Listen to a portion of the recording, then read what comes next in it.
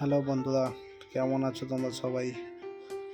চলে এসেছি আমাদের কোম্পানিতে পার্টি ছিল, তো সেই পার্টি থেকে চিকেন লেগ পিস নিয়ে আসা হয়েছিল। আর এইখানে যে লেগ পিসগুলো নিয়ে এসেছিলো শুধু লেগ পিস, এক্সট্রা কোনো পিস ছিল না। আর এখানে 1 কিলো 2 কিলো না, পুরো 150 কিলো লেগ পিস নিয়ে এসছে। ভাবা যায়, 150 কিলো শুধু লেগ পিস। এই লেগ পিসগুলো আমি এখানে বসে বসে কাট দিচ্ছিলাম যেন মশলাগুলো ঠিক মতন ঢুকে যায়। সেই কারণে এখানে লেগ পিসগুলো বসে বসে কাট দিচ্ছিলাম।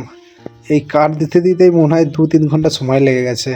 কাটটা দেওয়ার পরে কমপ্লিট হয়ে যাওয়ার পরে আমরা এখানে মশলা লাগানো রেডি করে দিয়েছি, কারণ 150 কিলো লেগ পিস মিনিমাম অনেক সময় লাগবে।